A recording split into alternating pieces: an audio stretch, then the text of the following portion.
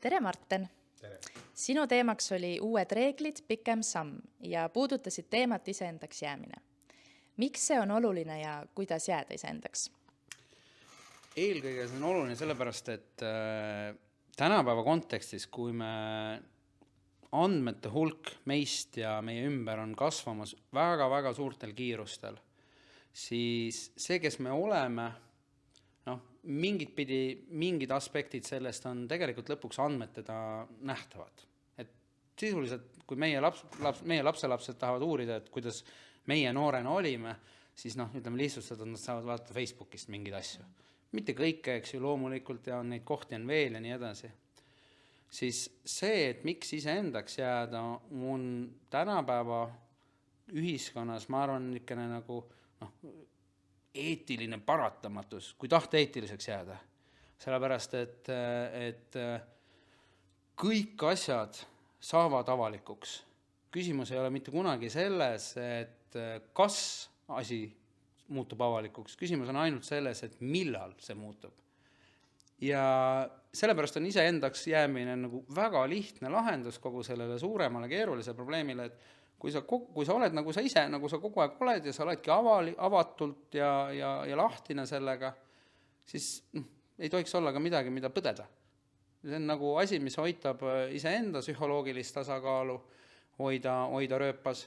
Ja ma arvan, et nagu, ma arvan, ühiskonna mõttes võiks ka see olla, et neid erinevaid rolle, mida inimesed endale võtavad mingitest ühiskondlikest või muudest põhjustest nagu tingituna, et selle kõige käigus võiks ikkagi inimeseks ka jääda.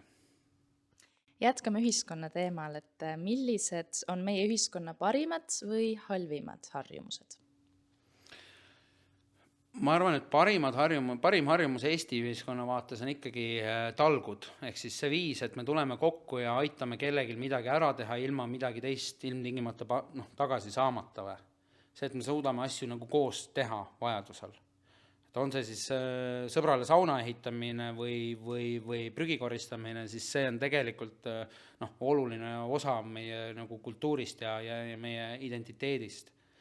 Et ma arvan, et halbu asju on ka ikkagi siin ikkagi täitsa mitu tükki, et ma ei tea, ikkagi inimesed kipuvad, ma arvan, ikkagi vinguma nagu liiga palju, et kõik on alati muru on ju mujal rohelisem ja mis iganes, eks ju, et ma arvan, me peaksime ikkagi nagu kuidagi nagu rohkem nagu kohal olema ja hindama seda, mis meil praegu hetkel ajas on, tundma sellest nagu rõõmu ja mitte nagu mõtlema ja üle mõtlema asjade üle, mida meil ei ole.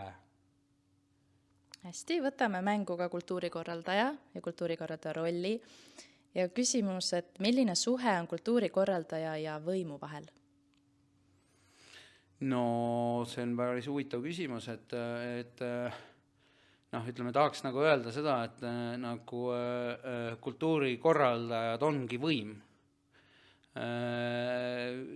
Sellepärast, et kultuuri korraldamine, kui kõige laiesmas tähenduses, siis mitte ainult nagu, ma ei tea, kunstinäituse ja teatri ja muusikasündmuse korraldamine nagu tehnilises plaanis, vaid üleüldises ühiskondlikus plaanis.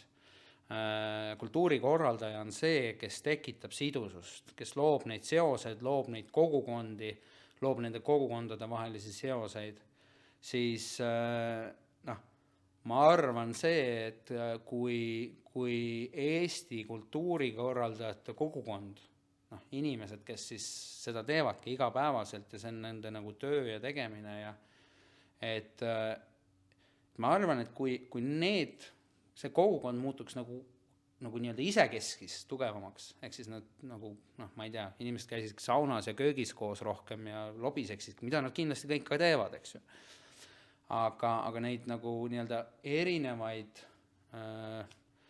ja ma tooks sinna veel lisaks, et see ei ole ainult see nii-öelda klassikalises mõttes kultuurikorraldaja, aga see võib olla ka tõesti mingisugune start-upper, kes teeb mingit tehnoloogia asja, et selle nagu nii-öelda mitmekesisuse loomine seal sees ongi see tegelik võim, ehk siis sellises klassikalises käsitluses, et ma ei tea, võim kui mingisugune riik ja siis on mingi kultuurikorraldaja.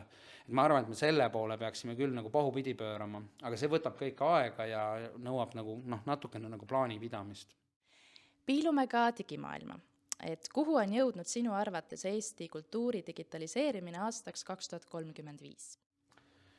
Esiteks, kui sa küsid, et kultuuri digitaliseerimine, siis nende klassikaliselt tähistatakse seda, et me nagu skännime selle raamatu siit sisse ja siis ta niimoodi on, eks ju. Eestis on tegelikult sellega juba päris hästi võrreldes muu maailmaga. Aga ma arvan, et see ei tasu nagu nii-öelda üle fetišeerida seda, et nagu digikultuur või et justkui nagu kultuur ja digikultuur oleks mingid erinevad asjad. Selles mõttes, et tänapäeval nagu kõik asjad, mida me teeme üht või teistmoodi, on alati digitaalne. Et kunagi oli siuke, et tuli siis see asi, mida siis nimetati nutitelefoniks, eks ju. Siis järsku kõigil olid nutitelefonid. Jube kihvt oli.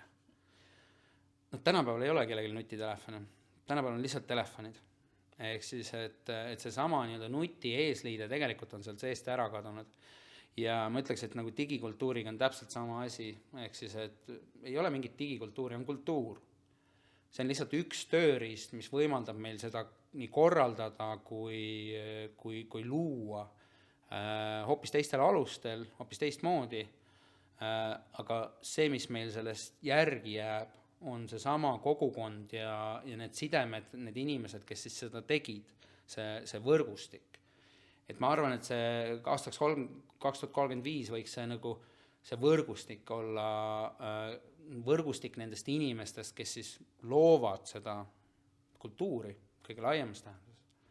Võiks olla nagu oluliselt tugevam ja kuidagi nagu ütleme, selgem ja ma ütleks, et ka nagu ütleme, avalikkuses rohkem nagu kandev, et kui tõesti tänapäeval on nagu see loogika, et justkui nagu hästi müüt on, et kõigepealt teeme majanduse korda ja siis me teeme kultuuriga ka. Ja siis teistpidi on see, et ei, kultuur tegelikult ongi see nagu mootor, mis seda kõike nagu käima lükkab, eks ju. Et ma arvan, et nagu selleks ajaks, ehk siis aastal 2035 võiks olla nagu väga selge see arusaam sellest, et kultuur ongi see nii mootor kui ka ainuke eesmärk, miks me siin seda ühist elu koos elame, eks ju. Et ma arvan, et see sama kultuur peakski olema see võim siis ikkagi lõpuks. Aga aitäh sulle vastamast!